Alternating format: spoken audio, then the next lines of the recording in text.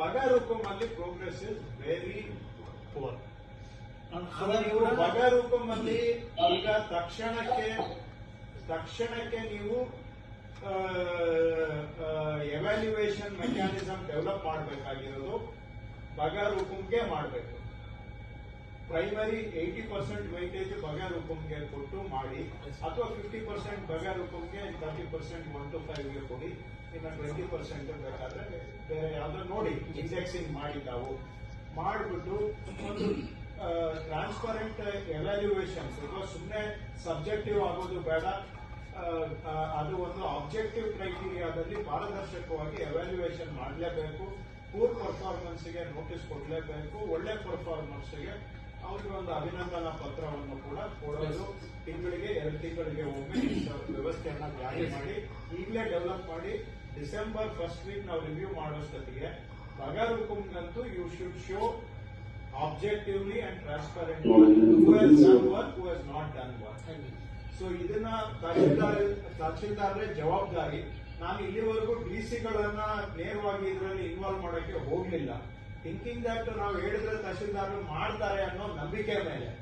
ಆದ್ರೆ ಈಗ ನಾನು 2-3 ಮೀಟಿಂಗ್ ಆಯ್ತು, ನೋಡ್ತಾ ಇದ್ರೆ ಹೇಳಿದ್ರೆ ಈಗ ಪ್ರಿನ್ಸಿಪಲ್ ಸೆಕ್ರೆಟರಿ ಅವರು ಹೇಳಿದಾಗ ಈ ಕಿವಿಯಲ್ಲಿ ಕೇಳಿ ಆ ಕಿವಿಯಲ್ಲಿ ಬಿಡೋದು ಸುಮಾರು ಜನ ಕಾಣ್ತಾ ಇದೆ. ಕೆಲವರು ಮಾಡಿದ್ದಾರೆ, ಇಲ್ಲ ಅಂತಲ್ಲ, ಬಟ್ ಎನಿವೇ.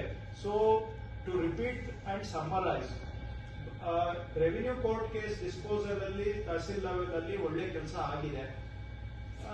1 to 5 ಅಲ್ಲೂ ಕೂಡ progress is good. It is a good progress. I have nothing. ಕೆಲವರು ಮಾಡಿಲ್ಲ, ಇಟ್ಸ್ ಓಕೆ. ಅದನ್ನ ಬೇರೆಯವ್ರನ್ನ ನೋಡ್ಕೊಂಡು ಅವರು ಮಾಡ್ತಾರೆ ಅಂತ ನಾನು ನಿರೀಕ್ಷೆ ಇಟ್ಕೊಳ್ತೇನೆ. ಬಟ್ ಅಟ್ ಲೀಸ್ಟ್ ಒಂದು ಪ್ರಯತ್ನ ಆಗ್ತಾ ಇದೆ. ಆದ್ರೆ ಬಗಾರುಕುಂಗೆ ಬಂದ್ರೆ ಪ್ರೋಗ್ರೆಸ್ ಇಸ್ ಬಹಳ ಡಿಸಪಾಯಿಂಟಿಂಗ್ ಇದೆ. ಸೊ ಇದು ತಕ್ಷಣ ಯು ಮಸ್ಟ್ ಗೇರ್ ಅಪ್. 26ನೇ ತಾರೀಕು ಒಳಗಡೆ ಎಲಿಜಿಬಲ್, ಇನ್ಎಲಿಜಿಬಲ್ ಅಂಡ್ ಯಾವ ಕಾರಣಕ್ಕೆ ಇನ್ಎಲಿಜಿಬಲ್ ಅಂತ ಡಿಸಿ ಅವರ ಮುಖಾಂತರ ನಮಗೆ ರಿಪೋರ್ಟ್ ಬರಬೇಕು. ಹಾಗೂ ಡಿಸೆಂಬರ್ 5th ಆಸುಪಾಸಿನಲ್ಲಿ ನಾನು ಮತ್ತೆ ವಿಸಿ ಮಾಡ್ತೇನೆ. ಅಷ್ಟೊತ್ತಿಗೆ ಕಾಂಕ್ರೀಟ್ ಪ್ರೋಗ್ರೆಸ್ ಅಂತೂ ಆಗಿರಬೇಕು.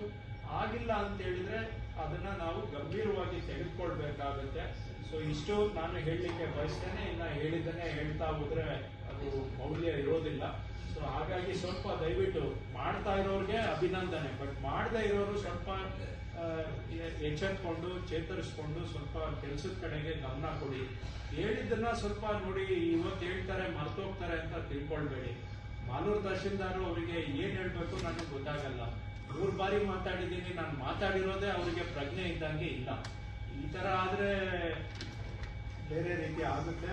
ಅದಕ್ಕೆ ಕೂಡ ನಾವು ಒಳ್ಳೆ ಮಾತು ಹೇಳೋದಕ್ಕೂ ಒಂದು ಇತಿಮಿತಿ ಇರುತ್ತೆ. ಬಿಯಾಂಡ್ ಎ ಲಿಮಿಟ್ ನಾಳೆ ಬೇರೆ ರೀತಿಯಲ್ಲೂ ಮಾಡ್ಬೇಕಾಗತ್ತೆ. ಬೇಡ ಅಂತ ನಾವು ಬರೀ ಮಾತು ಮುಖಾಂತರ ಕೆಲಸ ಮಾಡಿಸ್ಲಿಕ್ಕೆ ಪ್ರಯತ್ನ ಮಾಡ್ತಾ ಇದ್ದೇವೆ. ಮಾತಿಗೆ ಗೌರವ ಕೊಟ್ಟರೆ ಸಂತೋಷ.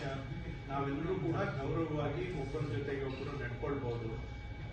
ಗೌರವಕ್ಕೆ ಬೆಲೆ ಕೊಡ್ಲಿಲ್ಲ ಅಂದ್ರೆ ಬೇರೆ ರೀತಿ ಆಗುತ್ತೆ. ಅದಕ್ಕೆ ಅವಕಾಶ ಕೊಡಬೇಡಿ ಅಂತ ಮತ್ತೊಮ್ಮೆ ನಾನು ತಮ್ಮ ಹತ್ರ ತಾಕೀತು ಮಾಡ್ತೇನೆ. ಬಟ್